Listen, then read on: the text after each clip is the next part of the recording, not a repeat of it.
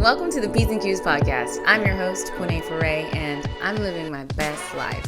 And I want to help you live your best life. On today's episode, we will be talking about my brother Quinton and his short but extremely impactful time on this earth. But first, 3 fun facts. Fact number 1, I have a brother, one sibling, Quinton, and he was 2 years younger than me. Fact number 2, one time I did have to punch a girl in the face because she was bullying my baby brother, and he was such a kind, sweet soul that he's like, I can't do anything about it.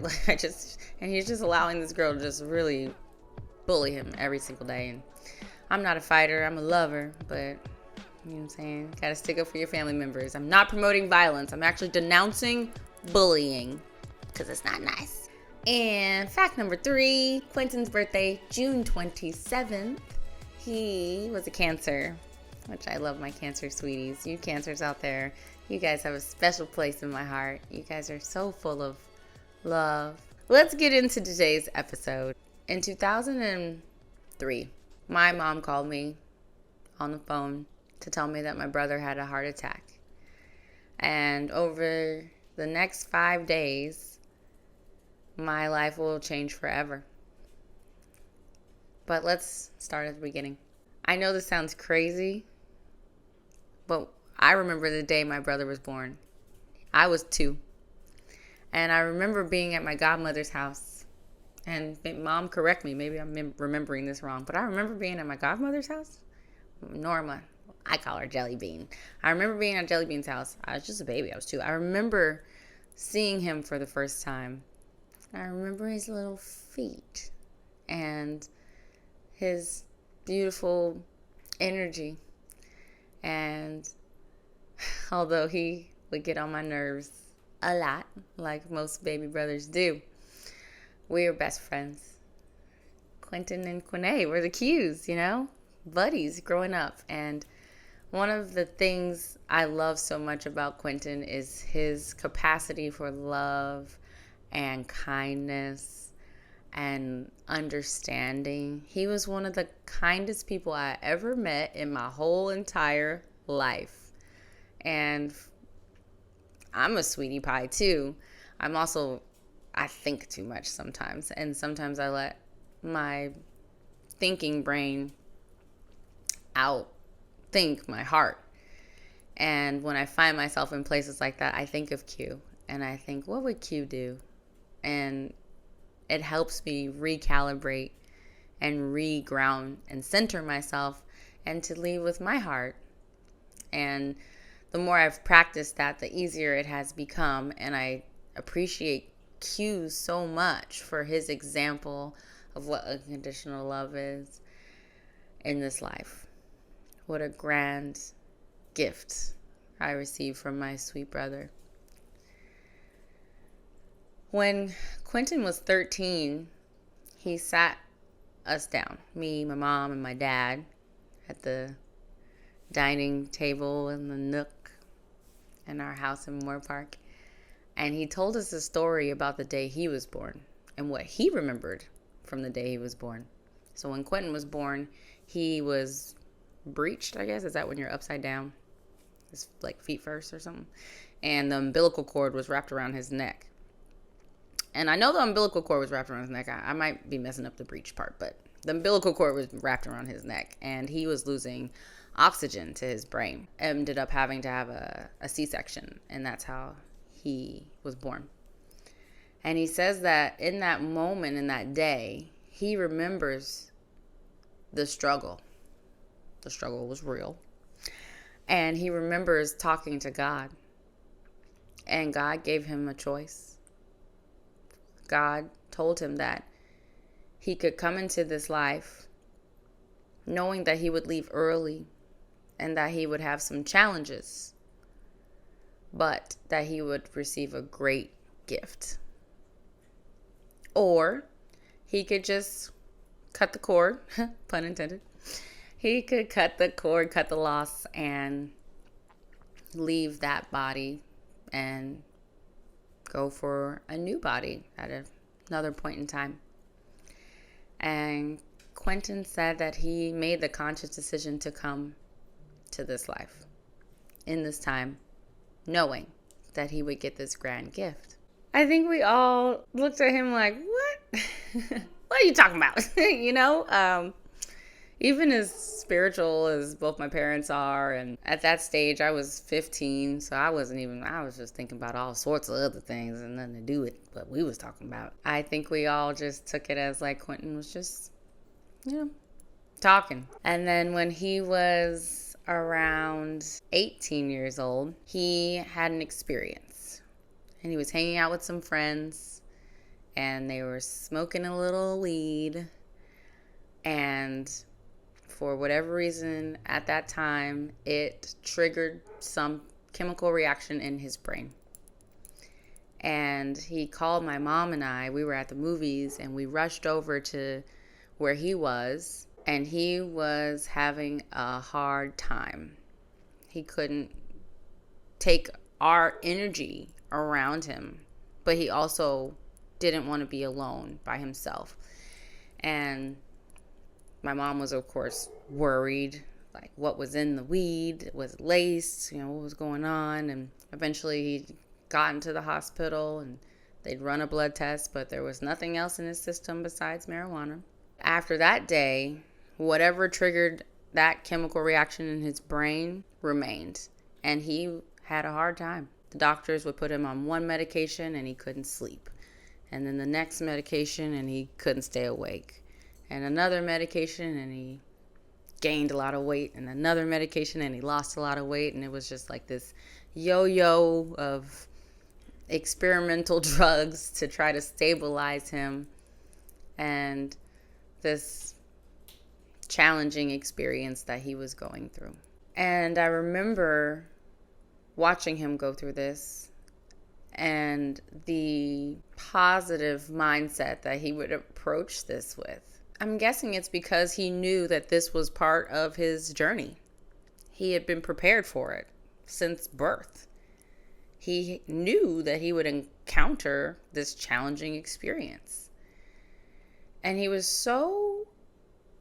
had so much resolve. I remember one day sitting outside my mom's house, and he looked at me and he says, I'm never going to get married or have kids or have like a dog or a white picket fence. Like, it's just not going to ever happen for me. And I was just like, what do you mean? Of course you are going to have like a cute little wife. I'm going to be a little auntie. Woo, woo, woo. It's going to be so nice. And he was just very clear. Like, I know you want that for me, but that is not part of my path.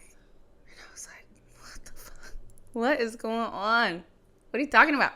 And it's just when you're so connected to your path and the truth of it all and seeing behind the veil. He already been saw behind the veil. His grasp on this physical world started to deteriorate. It became even more clear for him what was really going on, why he was here, and everything. And as uncomfortable as it was for all of us to watch, he held it with such poise, I will say. At one point, he ended up in a hospital getting treatment.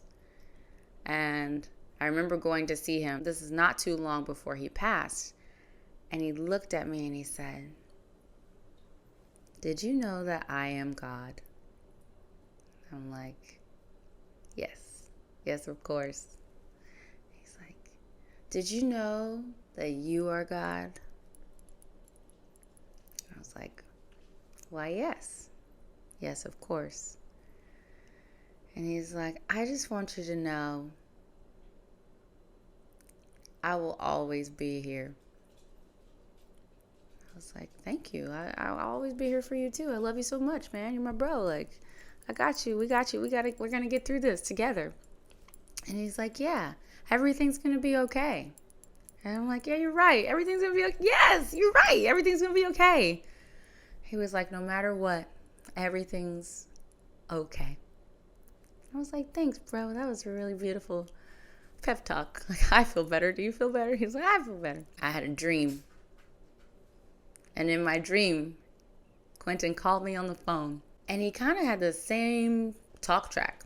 It couldn't have been more than a month after that conversation, looking at him talking about how we are God.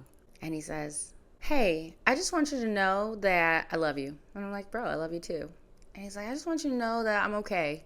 And I'm going to be okay. And you're going to be okay. Everyone's going to be okay. And I don't want you to worry about me. And I was like, I do worry about you. You're my brother. And I want you to be happy. And he's like, I am happy. I am love.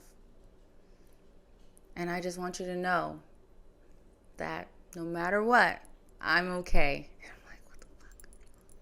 And that I won't be here very long. And I'm like, what? He's like, yeah, it's time, I'm leaving. But I'll always be here. And that rocks me to the core. And I woke up in my bed. I lived like in Venice at the time. And I was like, I remember it was like so vivid. It was just so disturbing because I was like, why are you saying this? This is not a good dream. It felt like a nightmare. And I called him on the phone and I talked to him and I'm like, hey, you okay? He's like, yeah, I'm good. What's up? I'm like, oh, nothing. Nothing. And nothing silly. I just want to say hi. I just want you to know that I love you. That's all. He's like, all right. And the very next night, I had a dream. And my dad called me on a payphone. Well, I was on a payphone. I don't understand why he called me on a payphone. But I was on a payphone, and my dad called. And he said, I just needed to tell you that Quinton passed away. I don't really remember everything that happened after those words because I, again, woke up in a panic. And I called my brother, and he answered the phone. Like, just wanted to tell you that I love you. Same thing. Okay, you all right? I'm like, yeah, I'm good. Everything's good. Like, that was really weird. And the next day, I remember I was hanging out with one of my college buddies, and I get a call on my cell phone from my mom to tell me that Quinton had a heart attack, and he was on life support. And it was like a dream in reality. And I rush over there and he's on life support and we're all praying and worried.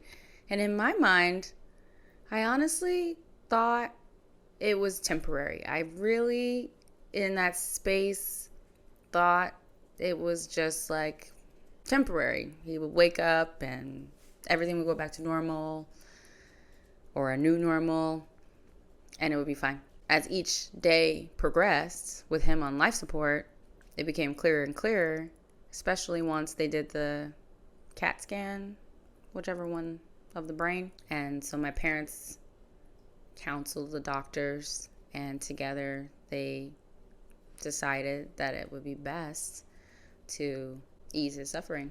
As a family, we sat in the room together and turned off his life support, listened to his last heartbeat, and sat in the presence of his physical transition.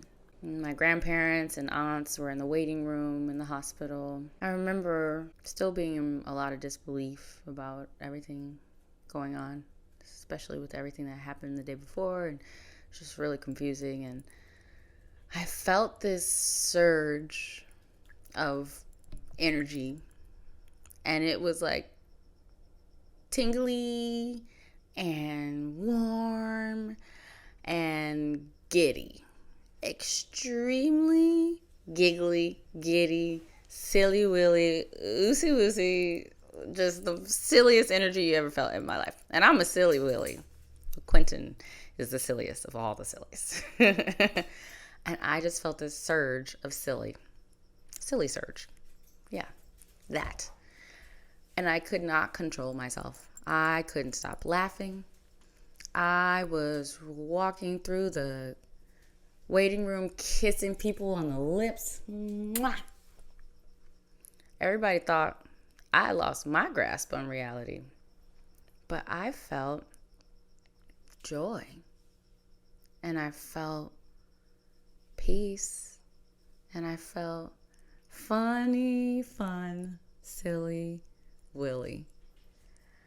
And that was really profound for me. All of these days, this is a profound ass week for me. And one of the great awakenings for me in this life. I know that energy is everlasting.